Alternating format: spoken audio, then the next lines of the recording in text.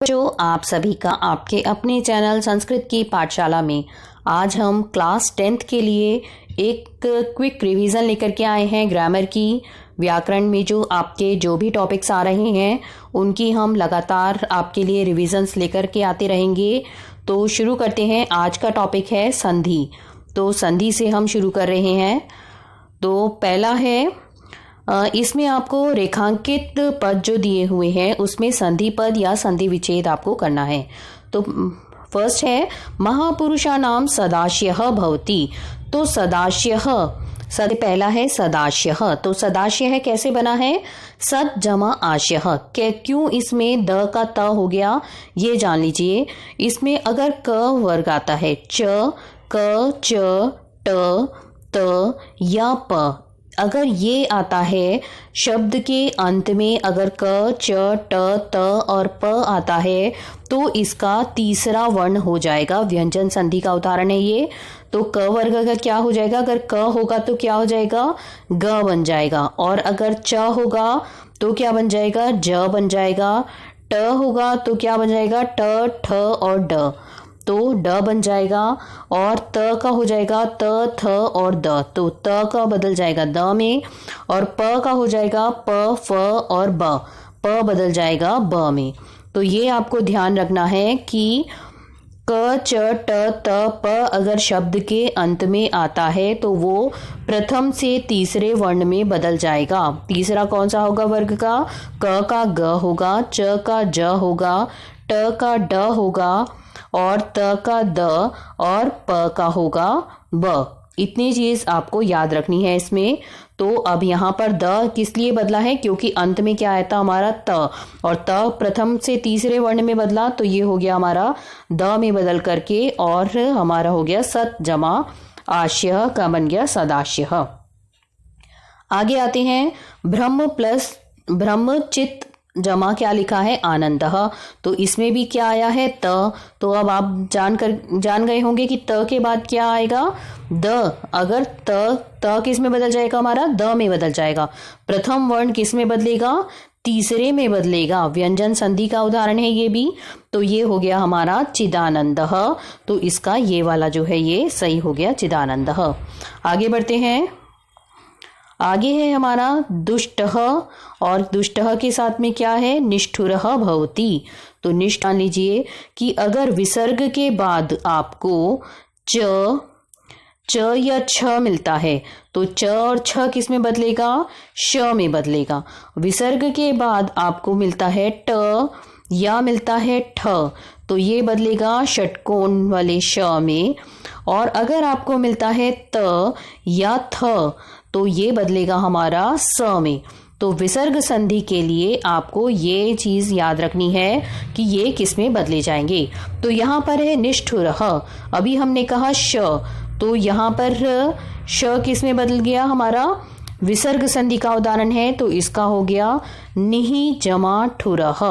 तो ये वाला इसका सही हो गया निहि जमा ठुरः। ठीक है, आगे पढ़ते हैं। आगे है सैनिका नाम प्रमुखम उद्देश्यम। अब फिर से वही आ गया व्यंजन संधि का उद्देश्यम देशस्य रक्षा भवति। तो यहाँ पर क्या है हमारा? द है।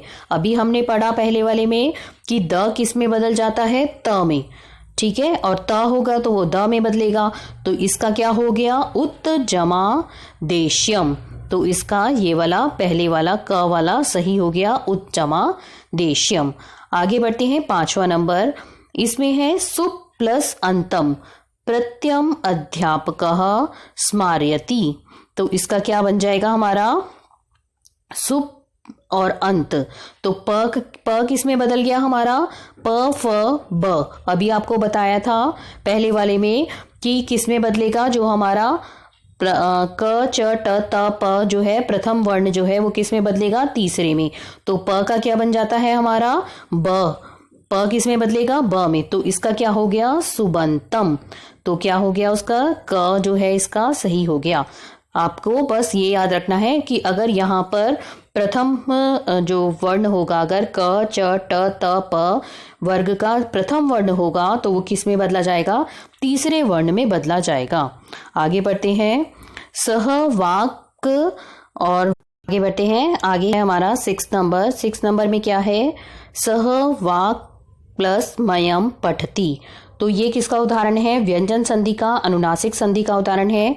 इसका भी एक रूल है जो कि आप देख लीजिए कि इसमें अगर यदि पूर्व पद के अंत में, मतलब पूर्व पद कौन सा, मतलब ये वाला जो है, इसमें अगर क आ जाता है, च आ जाता है, क च ट त या प ये आ जाता है, वर्ग का प्रथम वर्ण जो है ये आता है, तो हमारा क्या हो जाएगा, अगर ये आता है तो इसका ये किस में बदल जाएगा, प्रथम वर्ण जो है पांचवें वर्ण में बदल जाएगा। और पांचवा वर्ण कौन सा होगा, अगर क वर्ग का देखें तो इसमें होगा न, च वर्ग का देखें तो इसमें ये वाला होगा, ट का देखें, ट वर्ग का देखें तो ट ठ ड ढ ण, तो ण हो जाएगा इसमें। और त का हो जाएगा त थ द ध न, तो इसमें ये आ जाएगा। और प का हो जाएगा प फ ब भ म, तो इसमें हो जाएगा हमारा प फ ब भ म, तो म हो जाएगा इसमें। ठीक है, तो ये आपको याद रखना है कि पहला वर्ण जो है पांचवें वर्ण में जब बदलेगा तो उसका क्या हो जाएगा, क का हो जाएगा न, च का भी न, ट का न, त का न, और प का हो जाएगा म, प फ, तो पांचवा वर्ण, तो ये पांचवा वर्ण हो गया। तो इसमें था पहले में वाक् प्लस मयम, तो वाक् मयम का क्या हो गया हमारा, वाक् मयम का हो गया, हमने कहा क का पांचवें वर्ण में बदला तो न हो गया, तो इसका उत्तर क्या हो जाएगा, वाङ्मयम। ये ख वाला जो है इसका करेक्ट हो जाएगा, वाङ्मयम। आगे आता है प्रातः देवालयम गच्छाम तदंतरम, इसका तदंतरम का क्या करेंगे हम, तो क किस में बदल गया हमारा, क बदल गया ना में, तो ठीक है। आगे है प्रातः तदनंतरम, तो तदनंतरम का क्या हो जाएगा, अभी हमने पहले वाले में पढ़ा था कि तद है यहाँ पर, तो द किस में बदल गया, त में बदल गया, तो इसका क्या हो जाएगा, तत् अनंतरम, तो इसका ये वाला सही हो जाएगा। तो आपको बस 2-3 रूल्स याद रखने हैं व्यंजन संधि के, एक तो प्रथम से तीसरे वर्ण में बदलने वाला, और एक प्रथम से अगर प्रथम वर्ग का होगा तो उसमें पांचवें वर्ण, प्रथम से पांचवें वर्ण का, और एक आपको याद रखना है विसर्ग संधि। तो ये 3 रूल्स आपको याद रखने हैं बस। आगे आता है युद्ध क्षेत्रे धनुष टंकारः श्रूयते, तो हमने क्या पढ़ा था कि श जो है यहाँ पर क्या आया है, षटकोण श आया है, तो विसर्ग संधि का उदाहरण है, तो ये किस में बदलेगा हमारा, धनु प्लस टंकारः, श किस में बदल गया हमारा, विसर्ग हो गए, और ये धनु प्लस टंकारः बन गया। आगे आते हैं अस्माकं रक्षक जगत प्लस ईश्वरः, तो जगत प्लस ईश्वरः यहाँ क्या आया है, त आया है, तो अभी हमने पढ़ा था त किस में बदलेगा हमारा, त बदलेगा हमारा द में, तो त द में बदल गया, तो इसका क्या हो जाएगा, जगदीश्वरः। तो इसका क्या, कौन सा वाला सही हो गया हमारा, पहला वाला सही हो गया, जगदीश्वरः। जगत प्लस ईश्वरः का क्या बन गया हमारा, जगदीश्वरः। आगे आता है मह्यम एतन्न प्लस न,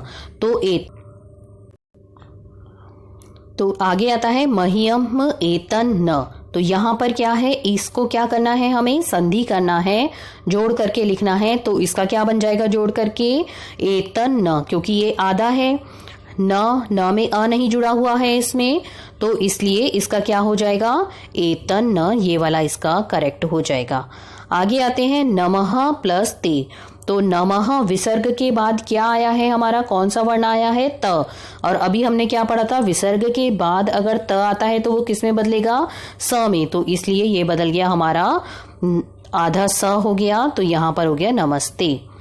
आगे आते हैं 12वें में, इसमें लिखा है वने गजः धावती, तो गजः धावती विसर्ग के बाद, अब इसमें गज में क्या जुड़ा हुआ है, अ।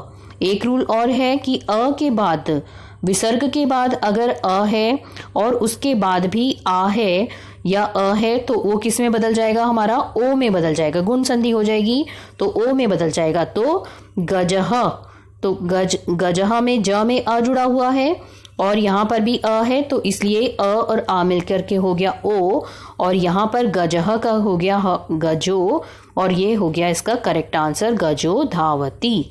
इसमें हमने पढ़ा कि पूर्व में अगर पूर्व में या आगे अ हो तो उसका गुण संधि होकर के क्या बन जाता है, ओ बन जाता है। ये आपको याद रखना है इसमें।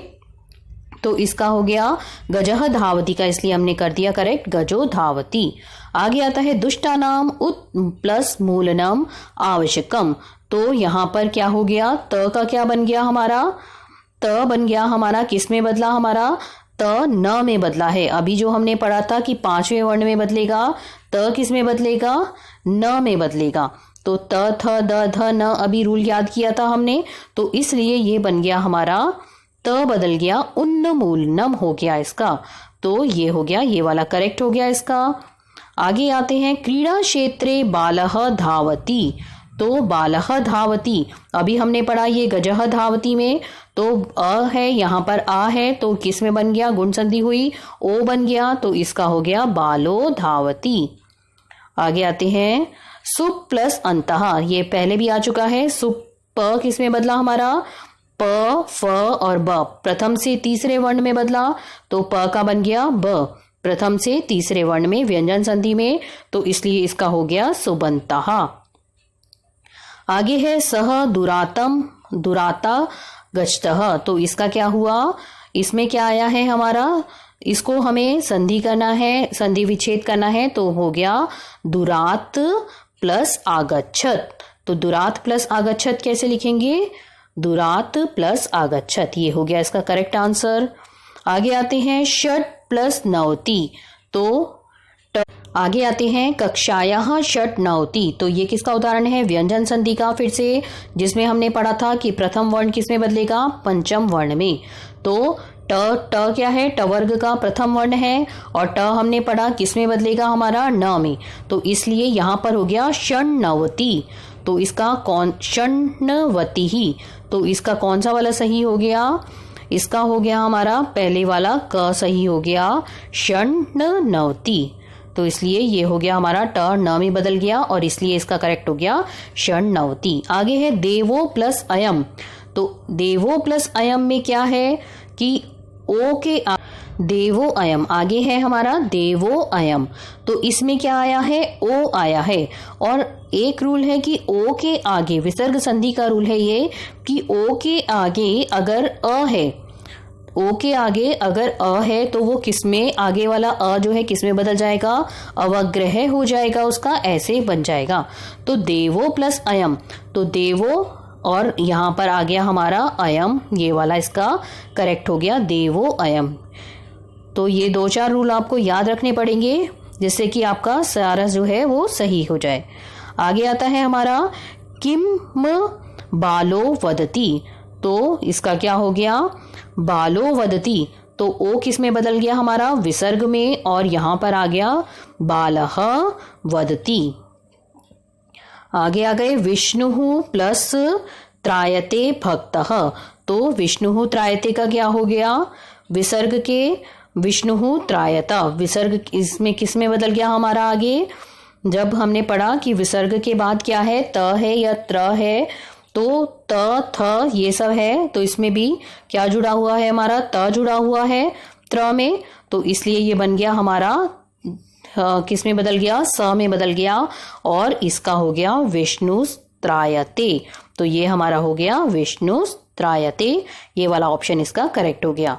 तो बच्चों आज हमने क्या पढ़ा है, आज हमने जो संधि और संधि विच्छेद के कुछ पढ़े हैं, रिवीजन करी है। तो ये जो रूल्स हैं आपको ये याद रखने हैं अच्छे से। नेक्स्ट क्लास में हम व्याकरण का अगला कोई टॉपिक करेंगे।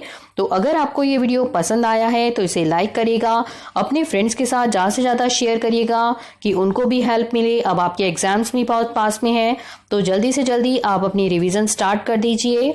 और अगर आपने अभी तक हमारे चैनल को सब्सक्राइब नहीं किया है तो हमारे चैनल संस्कृत की पाठशाला को सब्सक्राइब करिए, बेल आइकन जरूर दबाइएगा, जिससे कि आपको नए आने वाले नोटिफिकेशन मिलते रहें। तो नेक्स्ट वीडियो का वेट कीजिएगा, तब तक के लिए धन्यवाद।